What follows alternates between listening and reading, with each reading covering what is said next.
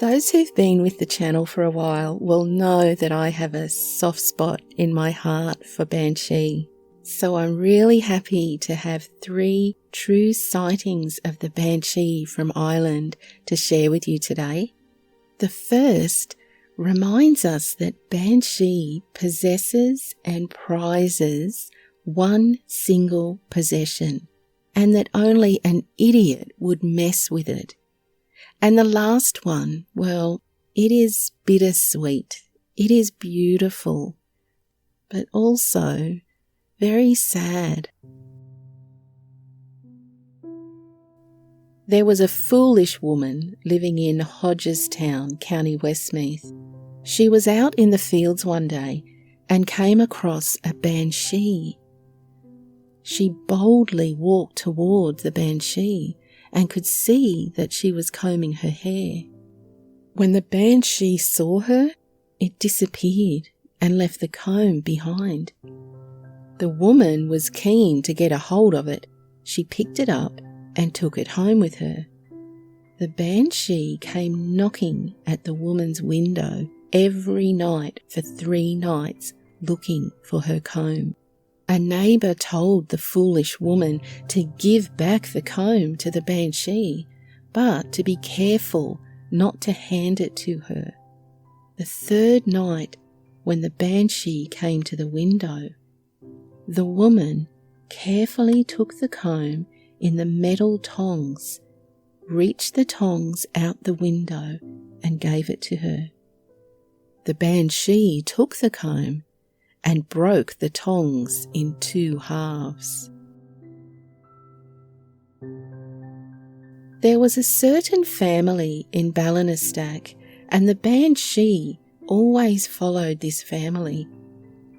One time, a boy out of that family went to America, and he was not long there when he fell seriously ill. One day, the rest of the family were doing their work out in the fields and heard the banshee crying from the next field all day long. That night, as they were sitting around the fire, a shadow passed by the door with a bag in its hand, and that was the very night and the very time the boy died in America. My grandfather was a hard-working, industrious and thrifty farmer. I often heard my father say that the beautiful whitethorn hedges that separate our fields were planted by my grandfather when my father was just a little boy. At both ends of each hedge, he planted a whitethorn about 2 feet high. These established and grew really quickly, and grandfather was very attentive to them. In his walks of an evening, he would pull the grass from around them, and when any of the fields were being tilled, he threw a couple of forks of manure round these whitethorns. Well, time rolled by as it does. All the hedges grew, but each whitethorn at the end made great growth. They grew practically to be trees rather than bushes. So the time came for the hedges to be cut, branched and thickened. Grandfather alone did this so carefully. He never touched with saw or axe the valued whitethorn tree at each end.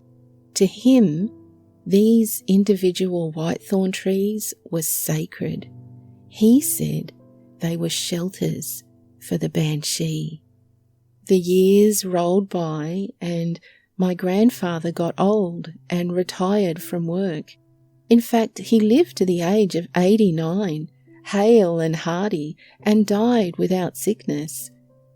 Always a spiritual life seemed to guide him, and he certainly had an unshaken belief in the banshee and the fairies.